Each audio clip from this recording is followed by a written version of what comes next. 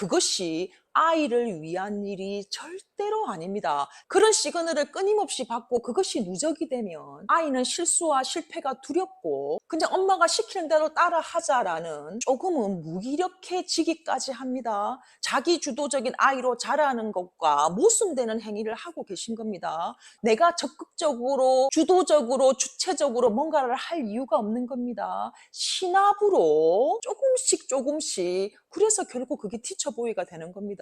잘 한번 생각해 보십시오. 그런 아이를 만든 건 본의 아니게 엄마가 그리 만들었을 확률이 너무 높습니다. 책동이들 안녕. 반갑습니다. 지금 막 뭐라고 했냐고요? 책동이라고 했습니다. 저의 달팽이 책류가에 오시는 우리 이쁜이들 이름을 정했습니다. 책류가, 동지, 책동이 그렇게 정했습니다. 앞으로 우리 전우회를 가지고 잘 지내봅시다. 우리 책동이들이 귀한 시간을 내서 듣고 있는 이 영상이 시간 낭비가 되지 않도록 최선을 다해서 알찬 내용으로 찾아뵙겠습니다. 자, 오늘의 본론 정말로 중요하고 많은 엄마들이 아이를 양육함에 있어서 어쩌면 공부, 입시도 중요하지만 그 너머에 내 아이가 이런 아이로 자랐으면 좋겠다라는 생각을 부모라면 누구나 다 하고 계실 거라고 저는 생각합니다. 이것이 무엇이냐?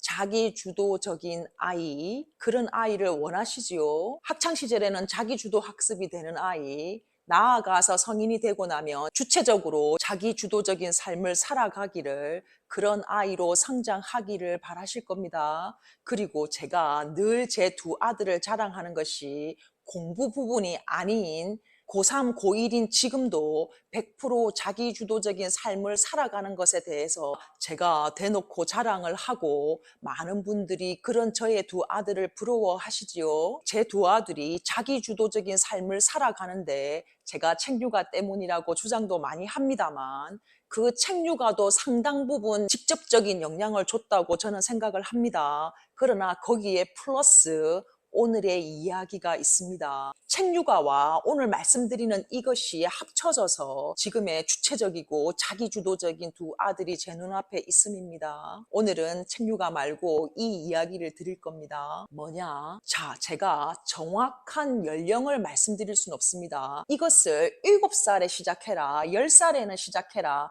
12살에는 시작해라. 그렇게 나이를 특정 지을 수 없습니다. 아이마다 기질이 다르고 속도가 다르고 영민함이 다르고 성격이 다르기 때문에 이 연령에 이렇게 해라, 그렇게 제가 특정 지어서 말씀드릴 수는 없지만 오늘 제 영상을 들으시고 적당한 시점에 적용을 해 보십시오.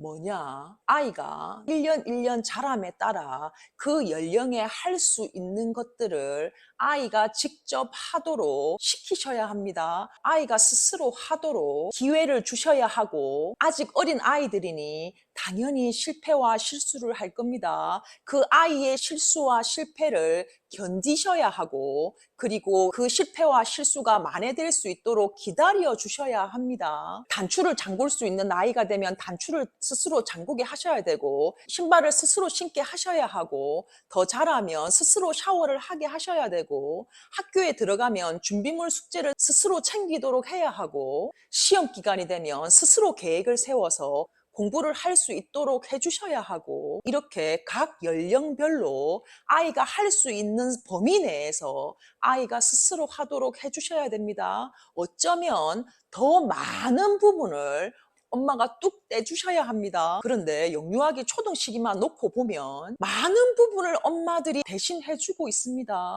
내가 그렇게 많은 부분을 해주고 있는지도 미처 인지하지 못하고 말입니다. 그래서 수시로 점검해 보셔야 합니다. 내가 너무 많은 부분을 아이 대신에 해주고 있는 건 아닌지, 혹은 아이의 실수와 실패를 보는 게 힘들어서 엄마가 해주면 다 완벽하게 해줄 수 있으니까요. 그 실수와 실패를 막아주기 위해서 또 대신해주고 있는 건 아닌지, 또 엄마가 많이 살았고 더 많이 경험했고 특히 공부 입시에 한해서 대해서는 더 많은 정보를 가지고 있다 보니 공부에 있어서 하루 일과 계획, 목표를 그 커리큘럼을 엄마가 다 짜주고 있는 건 아닌지 수시로 반추하고 복기하면서 점검하셔야 합니다. 그것이 아이를 위한 일이 절대로 아닙니다. 자기주도적인 아이로 키우고 싶다고 하시면서 너무 많은 부분을 자기주도적인 아이로 자라는 것과 모순되는 행위를 하고 계신 겁니다.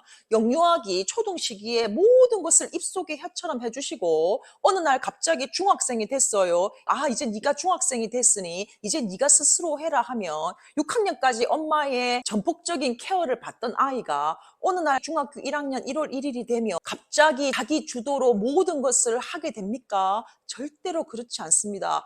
하던 대로 하게 됩니다. 엄마한테 의지하게 됩니다. 그것을 티처보이라는 단어가 있습니다. 그것이 부모든 학원 선생님이든 누구든 누군가의 지도와 케어가 있어야지만 뭔가를 할 수 있는 아이, 이것을 티처보이라고 합니다. 통상 아이가 중학교를 가면 많은 엄마들이 이제 중학생이 됐는데 왜 스스로 하지 않는지 모르겠다. 언제까지 내가 뒷바라지 해야 되는지 모르겠다라고 토로하시는 분들이 있으신데요. 잘 한번 생각해 보십시오. 그런 아이를 만든 건 본의 아니게 너무 자식을 사랑하고 대신해주고 싶었고 아이의 실수와 실패를 막아주고 싶었던 엄마가 그리 만들었을 확률이 너무 높습니다. 물론 사랑이지요. 사랑입니다. 그러나 이것은 작은 사랑입니다. 진짜 큰 사랑은 아이가 건강하게 스스로 해나갈 수 있도록 키워주는 것이 진짜 큰 사랑입니다. 노파심의 첨언에서 말씀드립니다. 어릴 때부터 모든 것을 아이에게 다 시키라는 것이 아니고 그 연령에 맞는 내 아이가 충분히 해낼 수 있을 거라는 시점에 거기에 합당한 것들을 아이가 스스로 해보게 해주셔야 한다는 겁니다. 그리고 내 아이가 자기주도적인 아이로 자라는데 큰 걸림돌 중에 또 하나, 엄마의 과도한 잔소리와 지적들입니다. 자, 보십시오. 내가 하루에 2-3번씩, 많게는 5-6번씩 엄마에게 어떤 지적을 당하고, 그리고 잔소리라는 것은 아이가 뭔가를 잘못했기 때문에 엄마가 이제 혼을 내는 거겠지요. 이렇게 많은 잔소리와 지적을 받은 아이는 내가 무능력하다고 느낍니다. 내가 좋은 아이가 아니라고 느낍니다. 나에게 무슨 문제가 있다라고 느껴집니다. 왜? 문제가 있으니까 엄마가 잔소리하는 걸 거니까요. 끊임없이 나는 문제 있는 아이, 부족한 아이, 미흡한 아이, 뭔가를 똑띠 잘하지 못하는 아이라는 시그널을 계속 받고 있는 거죠. 그리고 엄마의 잔소리와 지적에는 어떤 의미가 내포되어 있습니까? 엄마 말이 옳아. 엄마 말이 맞으니까 엄마가 시키는 대로 해. 그 의미가 내포되어 있는 거죠. 왜 엄마가 시키는 대로 하지 않아? 아이가 지가 하고 싶은 대로 했다가 실수나 실패를 했을 때 엄마들이 뭐라고 합니까? 한봐, 엄마 말이 맞지? 네가 하고 싶은 대로 하면 이렇게 되지. 엄마가 시키는 대로 했으면 이렇게 안 됐지. 그렇게 핀찬을 주시거나 화를 쏟아내시는 부모님들도 계시지요. 아, 그러면 내 결정은 틀렸구나. 내 결정은 맞지 않구나. 엄마 말이 맞구나. 엄마 말을 따라야 되는구나. 그런 시그널을 끊임없이 받고 그것이 누적이 되면 아이는 실수와 실패가 두렵고 그냥 엄마가 시키는 대로 따라하자라는 조금은 무기력해지기까지 합니다. 엄마가 다 해주니까, 모든 일정과 관리를 다 해주니까, 준비물과 알람장을 챙겨주니까 내가 적극적으로 주도적으로 주체적으로 뭔가를 할 이유가 없는 겁니다. 시납으로 조금씩 엄마의 그 지도에 길들여지고 그래서 결국 그게 티처보이가 되는 겁니다. 그런데 그 아이가 자라 중학생이 되지요. 그런데 중고등학교 6년은요. 엄마가 해줄 수 있는 영역이 극히 줄어들고 아이가 스스로 해내야 되는 부분입니다. 특히 입시는 그렇습니다. 엄마가 대치동에 정말로 유명한 컨설턴트 도움을 받아서 완벽한 커리큘럼을 짜준다 해도 이 완벽한 커리큘럼을 아이가 스스로 받아들이지 않으면 천에 없어도 스카이는 못 가는 겁니다. 엄마가 어찌 해줄 수 있는 부분은 영유아기에서 초등 6학년 13년밖에 없습니다. 중고등학교는 아이의 마음 마음이 동해야 합니다. 그런데 중고등학교 때 아이가 이렇게 스스로 하기 위해서는 이 13년의 워밍업 연습 기간이 필요한 겁니다.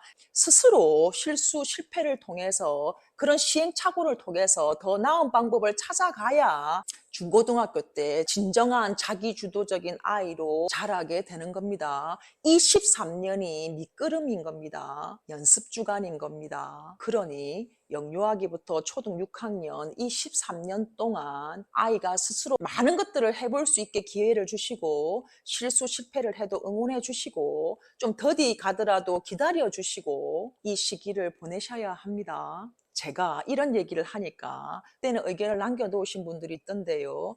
아직 미숙한 아이들이다. 엄마의 잔소리와 지적이 필요하다라고 말씀을 하시는데요. 너무 맞는 말씀입니다. 제가 잔소리 제로, 지적질 제로, 그냥 아이를 방치, 방임해라는 것이 절대로 아닙니다. 어린 아이가 안전할 수 있도록 울타리는 반드시 있어야 됩니다. 자, 이 울타리를 잔소리, 지적, 케어라고 하겠습니다. 당연히 있어야지요. 몸도 마음도 미숙한 아이들이니까요.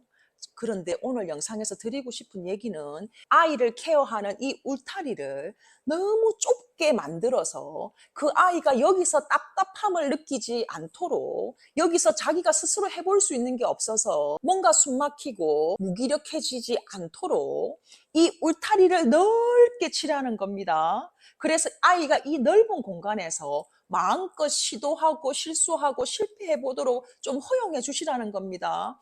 아이가 엄마 아빠가 쳐놓은 이 울타리의 존재를 느끼지 못할 정도로 넓게 가두리를 쳐서 그 넓은 공간에서 마음껏 헤엄칠 수 있도록 해주라는 겁니다. 아이가 그 울타리의 존재를 느끼지 않으면서 그러나 그 안전한 공간에서 자유롭게 생각하고 시도하고 경험하고 실패할 수 있도록 판을 만들어 주셔야 그 아이가 중고등학생이 됐을 때 자기 주도적인 아이로 자란다는 말입니다. 박혜라님의 다시 아이를 키운다면 이라는 책에 보면 이런 문구가 나옵니다. 아이가 내 뜻대로 된다고 자랑 말고 아이가 내 뜻대로 안 된다고 걱정하지 마라. 오히려 반대로 아이가 100% 내 뜻대로 된다면 걱정하고 아이가 내 뜻대로 안 되면 안심해라. 가장 걱정해야 할 문제는 내 아이에게 뜻이 없다는 것이다. 내일 봅시다.